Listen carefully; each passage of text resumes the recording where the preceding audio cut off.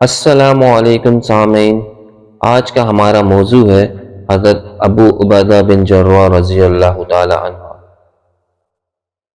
حضرت ابو عبیدہ بن جراح رضی اللہ تعالی عنہ بہت امانت دار تھے۔ آپ ایسے صحابی ہیں جنہیں آپ صلی اللہ علیہ وسلم نے امین الامت کا لقب عطا فرمایا۔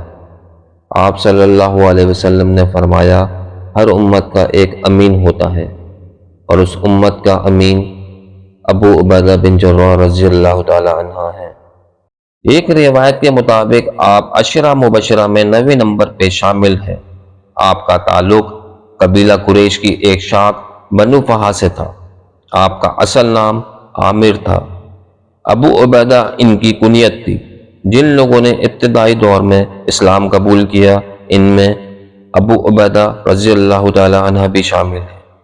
آپ نے دین اسلام کے خاطر بہت سی مشکلات اور آزمائشوں کا سامنا نہایت ثابت قدمی کے ساتھ کیا۔ جنگ بدر کے موقع پر آپ کا مقابلہ اپنے والد عبداللہ سے ہوا۔ اس وقت آپ کے والد کافر تھے اور مشرکین کی طرف سے لڑنے آئے تھے، جو کہ آپ کے ہاتھوں وہ مارے گئے۔ آپ دین اسلام کے خاطر اپنی قیمتی سے قیمتی شے کو بھی قربان کرنے سے کبھی پیچھے نہیں ہٹے۔ آپ جنگی مہارتوں میں بڑے معروف تھے۔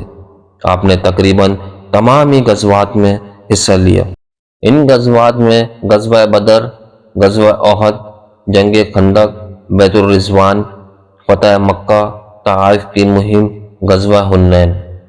آپ نے ان تمام جنگوں میں بہت جانساری اور بہادری کا مظاہرہ کیا۔ غزوہ احد کے موقع پر جب کچھ صحابہ آگے چلے گئے اور کچھ پیچھے رہ گئے اور کچھ صحابہ پہاڑ کی طرف چلے گئے، تو دشمن نے موقع پا کر آپ صلی اللہ علیہ وسلم پر حملہ کر دیا۔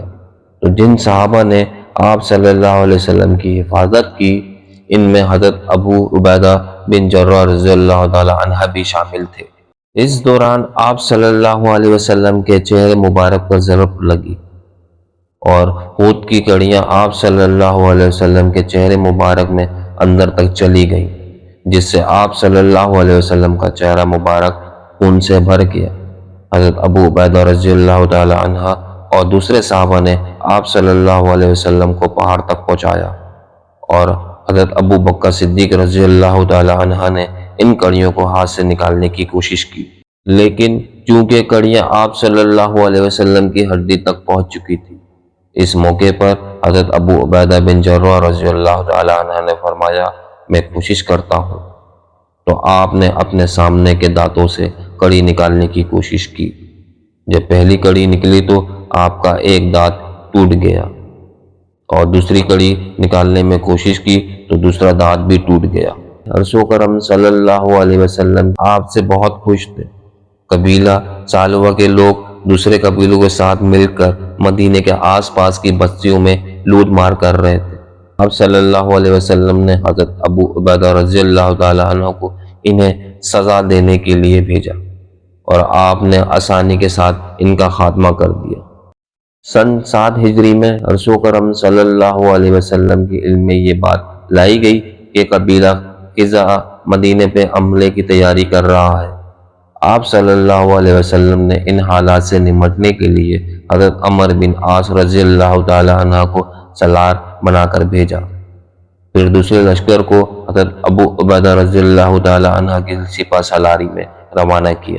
اس طرح فتح مکہ کے موقع پر بھی حضرت ابو عبیدہ بن جراح رضی اللہ تعالی عنہ ایک لشکر کے سپہ سالار تھے۔ آپ نے بہت سی جنگوں میں بھی حصہ لیا اور نہایت ہی بہادری سے کافروں کو نیست نابود کر دیا۔ آپ کی بہادری اور دانائی سے دشمن خوف کھاتے تھے۔ آپ نے اپنی پوری زندگی اسلام کے لیے وقف کر دی۔